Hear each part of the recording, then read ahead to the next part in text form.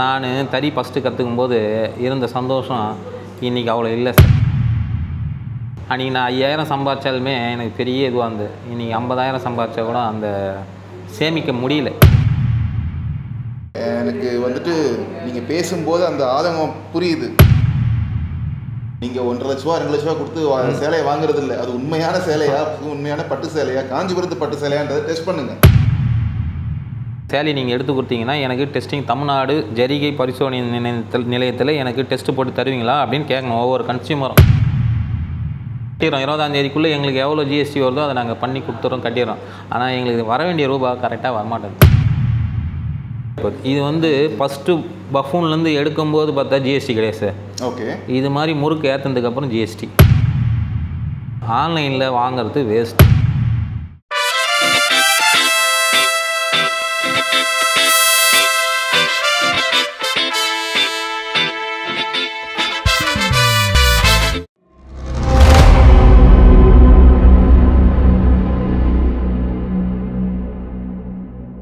So hey guys, now here we are in Kanchipuram. இங்கே வந்திருக்கோம் sir. நம்ம கூட வெங்கடேசன் சார் இருக்காங்க. ஸோ அவங்க இந்த காஞ்சிபுரமில் சில்க் இண்டஸ்ட்ரி எப்படி இருக்குன்றதை பற்றி எக்ஸ்பிளைன் பண்ணுவாங்க. Let's hear it from. என் பேர் வெங்கடேசன். நான் ஒரு 35 வருஷமாக இந்த இண்டஸ்ட்ரியில் இருக்கேன். பட்டு சில்க் சாரீஸ் ப்ரொடக்ஷன் ஃபஸ்ட்டு கற்றுக்குன்னு தான் இந்த வேலையே நான் வந்தேன். இப்போ நான் ஒரு ப்ரொடக்ஷன் பண்ணி சேல்ஸ் பண்ணுற அளவுக்கு வந்துட்டேன் இப்போ தனியாக. என்னுடைய விலாசம் பார்த்தீங்கன்னா ஸ்ரீ கிருஷ்ணவேணி சில்க் பிள்ளையார்பாளையம் காஞ்சிபுரம். அதுதான் என்னுடைய இது. நாங்கள் இது அப்பா இந்த தொழில் செஞ்சார். அடுத்தது நான் இந்த தொழில் செய்கிறேன். ஆனால் அடுத்து என் ஜென்ரேஷனுக்கு அப்புறம் இந்த தொழில் செய்யறதுக்கு ஆள் இல்லை. அடுத்த ஜென்ரேஷன் செய்கிறதுக்கு இந்த தொழில் செய்யறதுக்கு வேறு ஆள் கிடையாது. கற்றும் கொடுக்கல, யாரும் வரமாட்டேன்றாங்க இப்போ இந்த தொழிலுக்கு. அதுதான் இப்போது இருக்கு நடைமுறை. ஏன் அந்த மாதிரி? முன்னே இருந்தது சார். குழந்தை தொழிலாளர் டைமில் பக்கத்தில் ஒருத்தர் கோத்து வாங்குறதுக்குன்னு வச்சுருந்தோம். அவங்கெல்லாம் இப்போ கிடையாது. எல்லாம் ஸ்கூல் போயிட்டாங்க, எல்லாமே எஜுகேட்டாக ஆகிட்டாங்க. இப்போ பார்த்தீங்கன்னா புதுசாக யாரும் இந்த தொழிலை கற்றுக்கிறதுக்கு வரலை. யாருமே வேறு எதனா ஒன்றா பண்ணுறதுக்கு போகிறாங்களே தவிர இதுக்கு யாரும் புதுசாக இதுவும் பண்ணலை. வருமானம் இல்லையா? வருமானம் இருக்குது சார். இப்போ பார்த்தீங்கன்னா ரா மெட்டீரியலுடைய விலை ஹெவியாக போயிடுச்சு. அது ஒரு பக்கம். முன்னெல்லாம் பரவலாக இருந்தது வியாபாரம். இப்போ பர்டிகுலராக தான் இருக்குது. பவர்லூம் நிறைய வந்துடுச்சு. அதனால் இப்போ கொஞ்சம் இதுவாகிடுச்சு. மேன் பவர் கம்மியாகிடுச்சு, பவர்லூம் வந்துடுச்சு.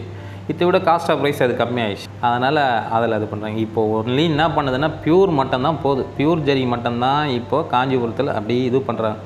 மற்றபடின்னா காஞ்சிபுரம் சேரின்னு வெளியே சொல்லி பண்ணுறது எல்லாமே பவர்லூம் தான், ஹேண்ட்லூம் இல்லை.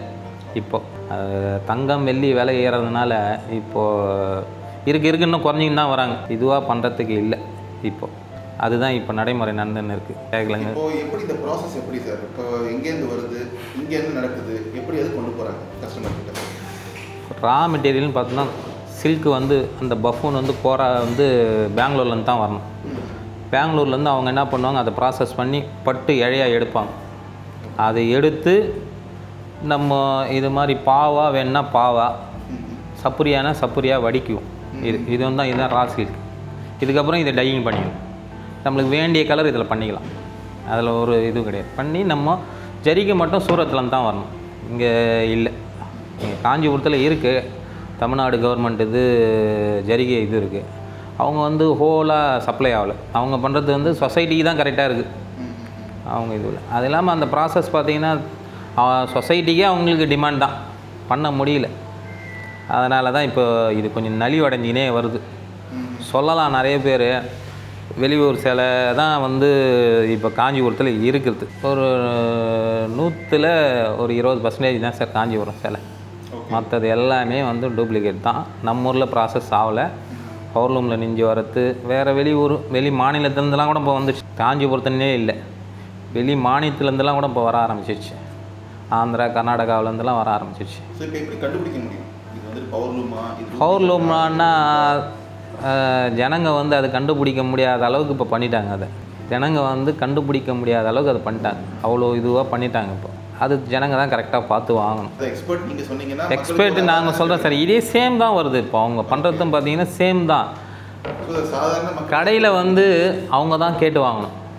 இப்போ பெரிய இல்லை அவங்க போய் தான் சொல்லுவாங்க. விழிப்புணர்வோடு கரெக்டாக பார்த்து பண்ணி வாங்கணும் சார். இங்கே என்ன பொருள்லாம் பார்த்தீங்கன்னு வச்சிங்களேன், சொசைட்டியில் எடுக்கலாம், சில பிராண்டட் கடையில் வரை எடுக்கலாம். மற்றது எல்லாமே பார்த்தீங்கன்னா எல்லாமே வெளியூர்லேருந்து தான் வாங்கி விற்கிறாங்க. இதுவெல்லாம் இல்லை. இப்போ ஒரு பர்டிகுலரான கடைனா அந்த கடையில் போய்ட்டு சில்க் மார்க்னா சில்க் மார்க்கு யார் வேணாலும் கொடுத்துட்றாங்க. நான் அதான் கேட்கலான்னு வந்தேன். ஆமாம், சில்க் மார்க்னு வச்சுருக்கேன். சில்க் மார்க்குன்றத இப்போ ஜிஎஸ்டி வச்சுருக்கவங்க எல்லாரும் சில்க் மார்க் வாங்கலாம். அது அவங்க பண்ணுறாங்களான்னு அது பண்ணி அந்த ப்ராசஸ் பண்ணி வாங்குறாங்களான்னா இல்லை. யார் கேட்டாலும் பைசா கொடுத்தா கொடுத்துட்றாங்க சில்க் மார்க், அவ்வளோதான். பட்டா பட்டு, இது ஒரிஜினல் பட்டா பட்டு அப்படின்னு சொல்லிடுறாங்களே தவிர சில்க் மார்க் வந்து அவங்க ப்ரொசீஜராக இது நடத்துகிறாங்க, இந்த மாதிரி இண்டஸ்ட்ரி மாதிரி வச்சு நடத்துகிறாங்க இல்லை பண்ணுறாங்க அப்படின்றதையே அவங்க பண்ணலை. இதுவாக விட்டுடுறாங்க. பைசா கொடுத்தா சின்ன கடைக்காரர் கூட அது கொடுத்துட்றாங்க. அதனால தான் அது இதுவாகிடுச்சு. ஒரிஜினல் ஜரிகைன்னா இங்கே டெஸ்டிங் இருக்குது. காஞ்சிபுரத்தில் டெஸ்டிங் போகிறதுக்கு இருக்குது தமிழ்நாடு கவர்மெண்ட்டுக்கு. அது சேரீ எடுத்தாங்கன்னா அந்த சேரீயை வந்து தமிழ்நாடு ஜரிகை பரிசோதனை நிலையத்தில் பண்ணி எடுத்துக்கணும். அவங்க அதை ஒரு 50,000 ரூபா கொடுத்து சேலை எடுக்கிறாங்கன்னா அந்த ஒரு 100 ரூபா கொடுத்து அதை பண்ணணும். அவங்க அதை பண்ண மாட்டேன்றாங்க. இல்லை அந்த கடையிலே கூட இருக்குது, அதையே அவங்க பண்ணி அந்த லேபிளில் கூட அடித்து கொடுக்கலாம். அவங்க இது கோல்டு இவ்வளோ இருக்குது, சில்வர் இவ்வளோ இருக்குது அப்படின்றத அவங்க சொல்லலாம். ஆனால் அவங்க தோராயமாக என்ன பண்ணுவாங்க, இது வந்து தங்க ஜரிகை அவ்வளோதான் பியூர்னு போட்டு லேபிள் போட்டு வருமே தவிர அதில் இவ்வளோ பர்சன்டேஜ் இவ்வளோ இது இருக்குதுன்னு சொல்லி யாருமே பண்ணல. அது வாங்குகிற ஜனங்களாவது அதை இது பண்ணணும், டெஸ்ட்டு பண்ணணும். இப்போ ஒரு முகூர்த்த சேரீ எடுக்கிறோம், பொண்ணு பார்க்குறோம், இது மாதிரி இருக்குதுன்னு நினைக்கிறாங்களா, அதை வந்து இதை சேரீலையும் காட்டுங்க, இது காஞ்சிபுரம் சேரீ தானா அப்படின்ட்டு கேளுங்க, பண்ணுங்க, டெஸ்ட்டு பண்ணி வாங்கிப்போங்க. புரோக்கர்ஸை நம்பாதீங்க, அதுதான் சொல்கிறது. இதுலேயும் புரோக்கர்ஸ் இருக்காது. கடைக்கு வெளில நின்று இருப்பாங்க. ஒரு வியாபார நாளில் புரோக்கர்ஸ் இருப்பாங்க. அவங்க வேறு கடைக்கு புரோக்கர்ஸாகவே இருக்காங்க. இப்போ நாங்கள்லாம் என்னென்னா ஒரு இதை ஆரம்பிச்சிருக்கோன்னா நாங்கள் வந்து ஒரு பிராண்டட் கடைக்கு தான் கொடுப்போம். அவங்களும் ஜிஎஸ்டி, நம்ம கையிலேருந்து ஜிஎஸ்டி இருக்குதான்னு அவங்க எதிர்பார்க்குறாங்க. அது எதிர்பார்க்கறது நாங்கள் கொடுக்குறோம். எல்லாமே பில்லு பேமெண்ட்டும் அதே மாதிரி ஆன்லைன் பேமெண்ட் தான். எதுவுமே செக்கோ இதுவெல்லாம் எல்லாமே ஆன்லைன்லேயே கொடுக்குறாங்க.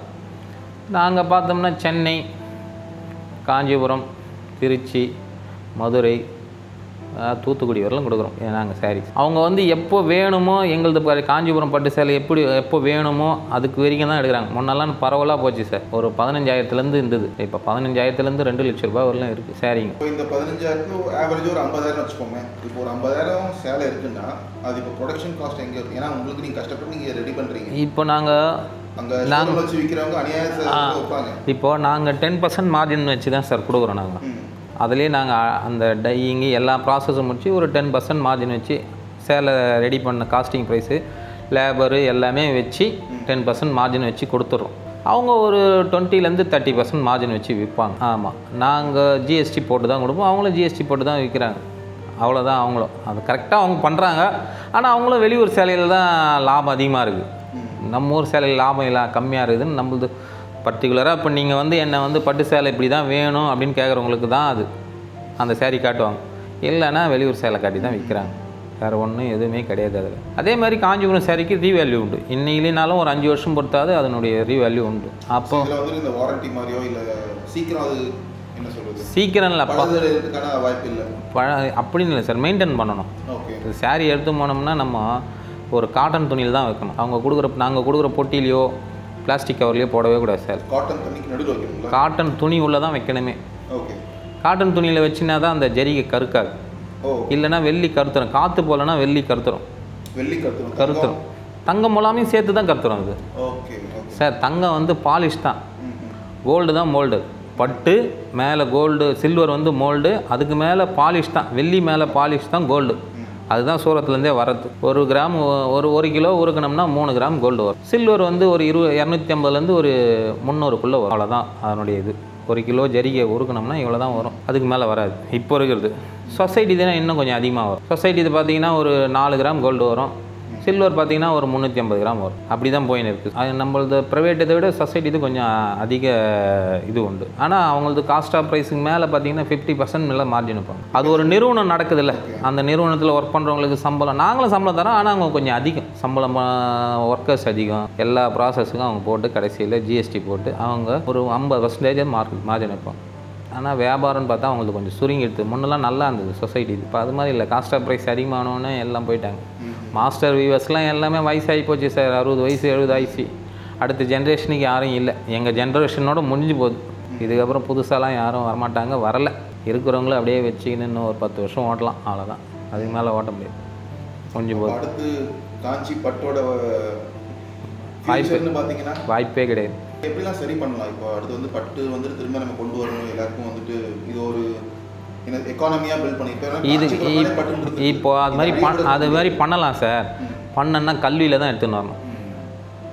இப்போ எப்படி பாலிடெக்னிக்கு ஐடிஐ நம்ம பண்ணுறோமோ அதே மாதிரி காஞ்சிபுரத்துக்குன்னு தறி கற்றுக் கொடுக்குறதுக்குன்னு ஒரு கோர்ஸ் எடுத்துகிட்டு வாங்க. இப்போ இது வந்துட்டு மோர் ஆஃப் எக்ஸ்பீரியன்ஸ் கற்றுக்கிற மாதிரி தானே இது ஒரு ஆர்ட் ஃபார்ம். இது ஆர்ட் ஃபார்ம்னே சொல்லலாம். இது வந்துட்டு ஒரு வேலைன்னு சொல்ல முடியாது. இது ஒரு கலையாக தான் நீங்கள் பண்ணிட்டு இருக்கீங்க, இத்தனை வருஷமாக பார்த்து பண்ணி. கலைன்னு ஒன்று சொல்லிக்கலாம். ஆனால் இதில் இந்த சம்பாதிக்கலாம். இதில் சம்பாதிக்காமலாம் இருக்குது. சம்பாதிக்கலாம். வேலை செஞ்சால் ரெகுலராக பண்ணுற ஆளுங்களாம் இருக்காங்க. ஒர்க் பண்ணிக்கினே பசங்களை இன்ஜினியரிங்கு டாக்டருங்கெலாம் படிக்க வைக்கிறவங்களாம் இருக்காங்க சார். எங்களுடைய தறிகாரே அது மாதிரி இருக்காங்க. ஆவரேஜாக ஒரு கரியரில் ஒர்க் பண்ணாங்க, உங்கள் சேலரியில் என்ன சார்? ஒரு சின்ன ரகம் பண்ணால் கூட ஒரு 3000 ரூபாய் இருக்குது. ஓகே. ஒரு சின்ன ரகம் பண்ணால் கூட ஒரு 3000 ரூபாய் இருக்குது மினிமம் ஒரு சேலைக்கு. இது அவங்க வந்து கண்டினியூவாக பண்ணாங்கன்னு வச்சிங்களேன், மாதத்துக்கு ஒரு 4 சேலையாக நினச்சா 4 3 12,000 சம்பாதிக்கலாம். இது வந்து சேலை நேரத்துக்கு எவ்வளோ நேரம் ஆகும் சார்? நேரம் இல்லை சார், 4 தான் ஆகும். 4. ஓகே. எத்தனை நாள் ஆகும்? சின்ன சேலை நீன்னா கூட ஒரு 4 நாள் 5 நாள் நேரம்.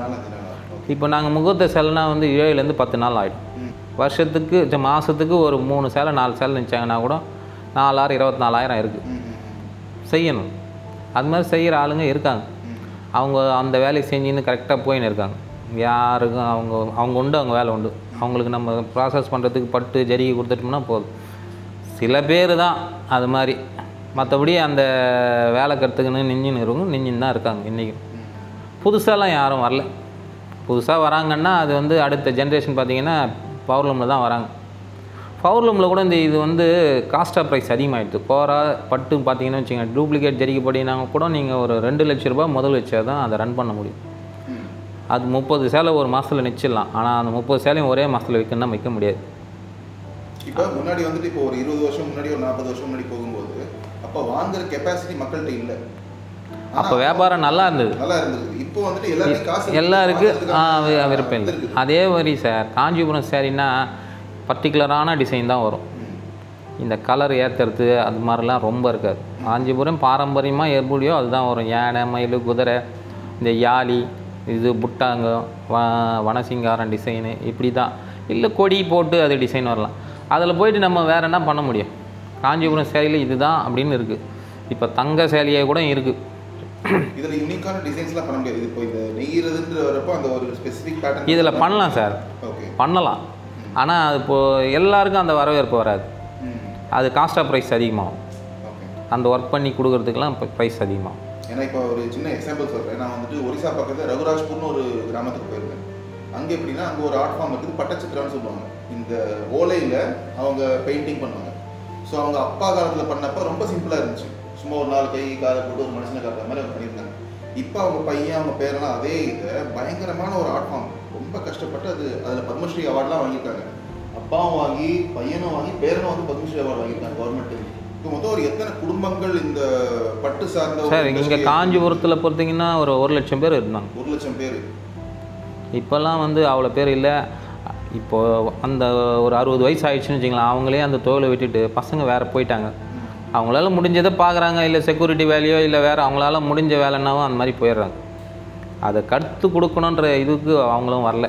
இப்போ இந்த ஜரிகை வேலை ஏறினதுனால பார்த்தீங்கன்னு வச்சிங்களேன், இன்னும் ரொம்ப கஷ்டமாகி போச்சு. ப்யூர் பண்ணுறது இன்னும் கஷ்டம். காஞ்சிபுரத்துலன்னு பார்த்தீங்கன்னா ஒரு 10-15 பேர் பண்ணால் வசதி. இப்போ ப்யூர் ஜரிகை பண்ணுறது மற்றவங்கெல்லாம் இப்போ வேறு எதாவது டெஸ்டடு வேறு எதனா போயிடுறாங்க, பண்ண முடியல. அதுதான் இப்போ இதில் இருக்கிற கஷ்டம். ஆனால் இருக்குது வியாபாரம்னு பார்த்தீங்கன்னா ஒரு முகூர்த்த டைமில் பார்த்தீங்கன்னா வந்து வியாபாரம் நல்லா இருக்குது. ஆனால் அவங்க ஒரு வருஷத்தில் உங்களுக்கு பீக் சீசனாக அந்த முகூர்த்த டைம்ன்றது முகூர்த்த நாளில் எங்களுக்கு வியாபாரம். இந்த மந்தில் அது நடக்கும் யூஸ்வலாக. இப்போ பார்த்தீங்கன்னா நெக்ஸ்ட் மந்த்லேருந்தே வந்துடும். ஆகஸ்ட்லேருந்து எங்களுக்கு வந்து அடுத்த ஜனவரி பிப்ரவரி வரலும் வரும். ஒரு 3 மாதம் 4 மாதம் டல்லாக இருக்குது சார். அப்புறம் ஒரு 9 மாதம் நல்லா. அது 3 மாதம் ஒரு கேப்பில் 1 மாதம் 2 மாதம் திருப்பியும் அது வாடும். ஸோ இந்த 3 மாதம் நீங்கள் என்ன பண்ணுவீங்க? இதே ப்ராசஸ் தான் பண்ணுவோம். இல்லை பிஸ்னஸ் சேல் இல்லை, ஸ்டாக் வைப்போம் சார். ஓகே, ஸ்டாக் வைப்போம். ஸ்டாக் வச்சு தான் வியாபாரம் பண்ண முடியும். முன்னெல்லாம் அப்படி இல்லை சார், பண்ணிக்கினே இருப்போம். பட்டு சாரின்னு ஒன்று இருக்குது. பட்டு வச்சு வேறு என்னென்னலாம் இங்கே பண்ணுறாங்க, இல்லை வேறு எந்த மாதிரிலாம் பண்ணலாம்? இங்கே காஞ்சிபுரம் பொறுத்தவரைலாம் பார்த்தீங்கன்னா ஒரு 20 வருஷத்துக்கு முன்னே மொத்தமே சில்க்ஸ் தான் சார். எல்லாருமே மோஸ்ட்லி நிறைய பேர் வேலையெல்லாம் கிடையாது, எல்லாமே சில்க்ஸில் தான் இருந்தாங்க சார். நான் தறி ஃபஸ்ட்டு கற்றுக்கும் போது இருந்த சந்தோஷம் இன்றைக்கி அவ்வளோ இல்லை சார். நான் இப்போ இன்றைக்கி ஒரு பட்டு ஜவுளி வியாபாரி முதல்ல இருக்கேன், ஆனால் இல்லை. நான் தறி கற்றுக்கின இந்த சந்தோஷம், அப்போ தறி நிச்சயம் இந்த சந்தோஷம் இப்போ இதில் இல்லை. அன்றைக்கி நான் 5000 சம்பாதிச்சாலுமே எனக்கு பெரிய இதுவாக இருந்தது. இன்றைக்கி 50,000 சம்பாதிச்சா கூட அந்த சேமிக்க முடியல. அதுக்கேற்ற செலவும் அதே மாதிரி செலவு. இதுதான் ரா சில்க். இது ரா சில்க்கு. இதுக்கப்புறம் நம்ம டையிங்லாம் இது மாதிரி பண்ணிக்கலாம். என்ன கலர் வேணுமோ அந்த கலர் நம்ம பண்ணிக்கலாம். பார்க்குறதுக்கே நல்லா இருக்கு. இது பெங்களூர்லேருந்து தான் வருது. இது பெங்களூரில் எங்கே பார்க்க முடியுது இதெல்லாம்? இது சூரத்துலேருந்து வரும் சார். ஓகே. இது சூரத்துலேருந்து வரும். ஓகே. இதுதான் அந்த கோல்டு முலாம் பூசிய. ஆமாம், சில்வர் சரிங்க. இது மாதிரி நாங்கள் டப்பாவில் ஏழிச்சிட்டு நாங்கள் ஓடி பேட்டுன்னு வரும்.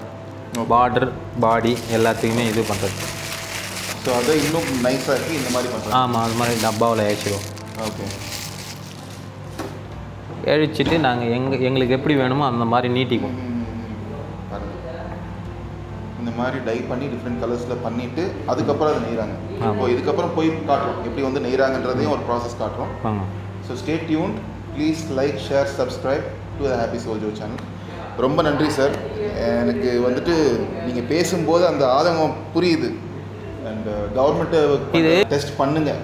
நீங்கள் 1.5 லட்ச ரூபா 2 லட்ச ரூபா கொடுத்து சேலையை வாங்குறது இல்லை. அது உண்மையான சேலையா, உண்மையான பட்டு சேலையா, காஞ்சிபுரத்து பட்டு சேலையான்றதை டெஸ்ட் பண்ணுங்கள். ஆமாம், டெஸ்ட் பண்ணாதான் இந்த மாதிரி நெசவாளர்களுக்கும் அது ஹெல்ப்ஃபுல்லாக இருக்கும். அவங்க வராங்க, உடனே இது பண்ணிட்டு போயிடுறாங்க, எடுக்கிறாங்க, அடுத்த வேலை என்னவோ போயிடுறாங்க. ஆனால் புரோக்கர்ஸ்கிட்டையும் மாட்டிக்கிறாங்க. அவங்களும் வேறு எங்கன்னா கடைக்கிட்டும் போய் வேறு எதனா வாங்கி கொடுத்து அனுப்பிச்சிட்றாங்க. அதுதான் சார் பிரச்சனை. இப்போ வந்துட்டு இப்போது தெருக்குள்ளே போகிறோம், ஒரு 4 கடை இருக்குன்னு வச்சுக்கோங்களேன். நடுவில் வந்துட்டு நான் உங்களுக்கு உண்மையான கடைக்கு கூட்டு போகிறேன், ஒரு ஆள் கூட்டு போனார்னா நம்பி போதானே தோணுது. ஆமாம், அது அவங்க கரெக்டான கெஸ் பண்ணணும். நீங்கள் வந்தால் இல்லை, நான் வந்தால் இந்த சேலை நீங்கள் எடுத்து கொடுத்தீங்கன்னா எனக்கு டெஸ்டிங் தமிழ்நாடு ஜரிகை பரிசோதனை நிலையத்தில் எனக்கு டெஸ்ட்டு போட்டு தருவீங்களா அப்படின்னு கேட்கணும் ஒவ்வொரு கன்சியூமரும். இப்போ 50,000 கொடுத்து எடுக்கிறாங்கன்னா அது ஒருத்தருக்கு நல்லா சார். ஏன்னா ரீவேல்யூ உண்டு. இன்றைக்கி இல்லைன்னா கூட சரி, நான் ஒரு 5 வருஷம் போட்டு அந்த வருஷங்கள் அது தாங்கும் சார் ஒரு சேலை. சார் ஒரு 20 வருஷம் கூட வச்சுருக்கலாம் சார். 20 வருஷம் கூட வச்சுருக்காங்க. ஓகே. இப்போ ட்ரெண்டிங் மாறதுனால ஐயோ இந்த சேலை நேரத்துக்கு பழசாகி போச்சு அப்படின்னு மாற்றினா கூட எத்துமே அது ஒரு கடை இருக்குது. அதுவும் மெயின் ரீசன் நினைக்கிறேன். ஆமாம், யாருமே வந்துட்டு டெய்லி ஒரு விதமான கலர் போட்டு. ஆமாம், 10 வருஷம் ஒரு சேலையை யாரும் வச்சு போட்டுக்கிறது இல்லை. இப்போ நான் ஒவ்வொரு ஃபங்க்ஷனுமே ஒரு புது சேலை வாங்கி யோசிக்கிறாங்க. அது நம்ம ஒரு 3 வருஷம் 4 வருஷம் யூஸ் பண்ணாங்களா, எடுத்து போய் போட்டால் கூட பைசா உண்டு. அது வேல்யூவான பொருள் தான். அது பட்டு சேலை பார்த்தீங்கன்னா வேல்யூவான பொருள் தான். இன்றைக்கி இல்லைன்னா நாளைக்கு அது.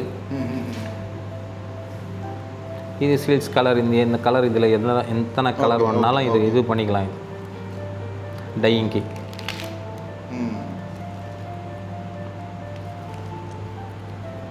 ஒரு 1500 கலர் வரும். 1500 கலர்.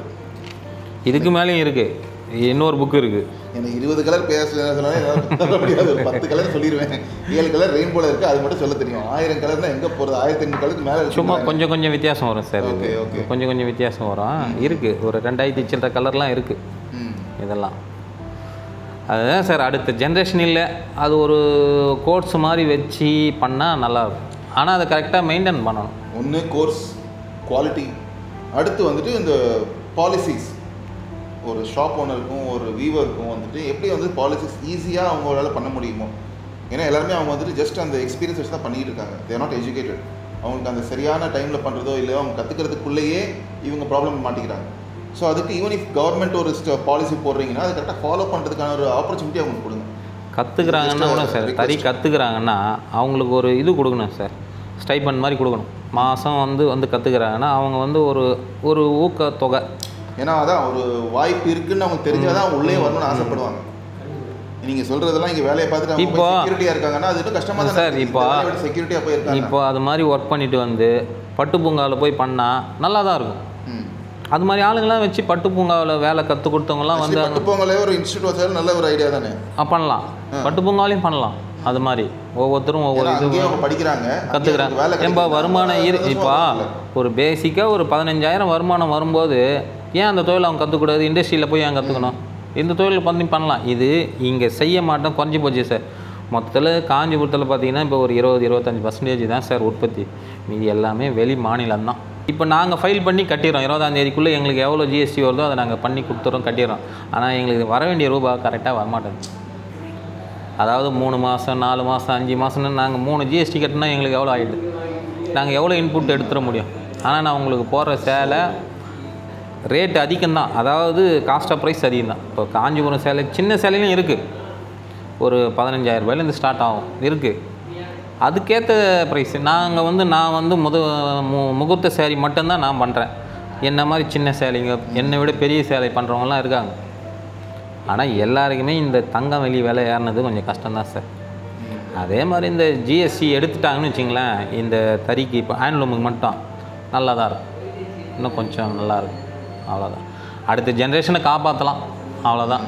ஆக்சுவலாக வந்து ஃபஸ்ட்டு அவங்க இது பண்ணும்போதே வந்து ஹேண்ட்லூமுக்கெலாம் வந்து ஜிஎஸ்டி கிடையாதுன்னு தான் சொன்னாங்க. அதுக்கப்புறம் பார்த்தா இந்த தங்கம் ஜரிகை வாங்குறதுன்னும் போது இதுவாகிப்போகுது. இது வந்து ஃபஸ்ட்டு பஃபூன்லேருந்து எடுக்கும்போது பார்த்தா ஜிஎஸ்டி கிடையாது சார். ஓகே. இது மாதிரி முறுக்கு ஏற்றுனதுக்கப்புறம் ஜிஎஸ்டி. ஓ ஆமாம். வெறும் வந்து பட்டு இது வந்து ஃபஸ்ட்டு வந்து பட்டா ஐயா எடுத்து இது பண்ணும்போது ஜிஎஸ்டி கிடையாது. இது அடுக்கினா பிறகு நம்ம எப்படி பாவா சப்புரியா அடுக்கணுமோ அதுக்கு வந்து 5% ஜிஎஸ்டி.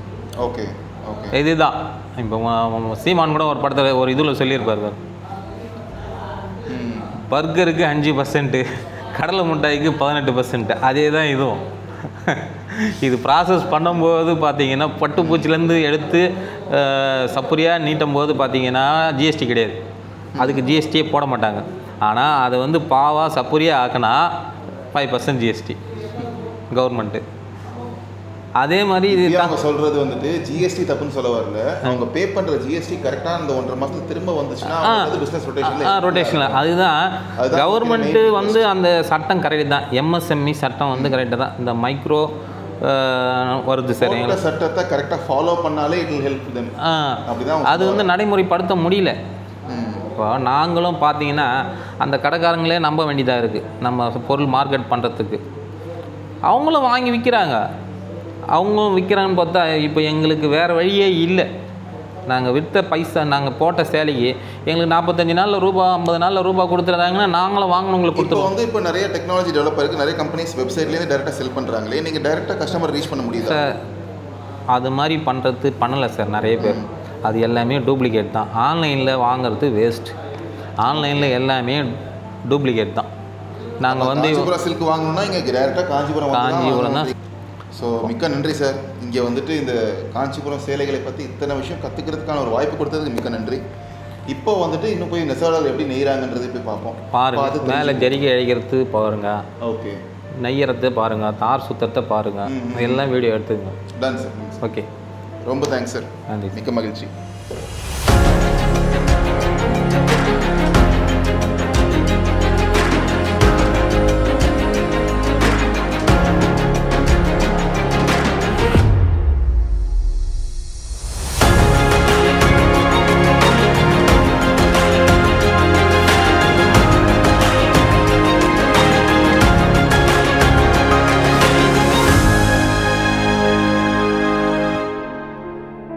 காஞ்சிபுரம் போனால் காலாட்டின்னு சொல்கிறாங்களே சார், பழைய பழமொழியே. இப்போ எங்கள் வியூவர்ஸு மிச்சர் பார்த்தீங்கன்னா காலில் மெரியுது. அதான் சார் உண்மை. சொன்னவே வந்தால் காஞ்சிபுரத்தில் காலாட்டிலாம் சாப்பிட முடியாது சார், கால் வீங்கிடும் சார். இதான் சார். நான் வந்து ஒரு 40 வருஷம் இந்த ஃபீல்டில் இருக்கிறேன் சார். ஆமாம் சார். எப்படி தயாராகுது, எப்படி என்ன பண்ணுறது போகிறது. அதே போல் இந்த பழைய சேரீலாம் கீஞ்சி போச்சுன்னா பெருமெல்லாம் வராங்கல்ல, அவங்க கிட்ட போடக்கூடாது. இப்போ எங்கள் முதலாளிகிட்ட வந்தவங்க அந்த சேரீ கொடுத்தீங்கன்னா அது டேமேஜாக இருந்தாலும் அதுக்கு என்ன ஜரிகை பிடிக்குதோ அது அந்த இது ஒன்றா கிடைக்குதோ அந்த கேஸ் கொடுக்கும். ஆமாம் ஆமாம், பெருமெல்லாம் வந்து போடவே கூடாது. சைக்கிளில் வர்றது போட்டு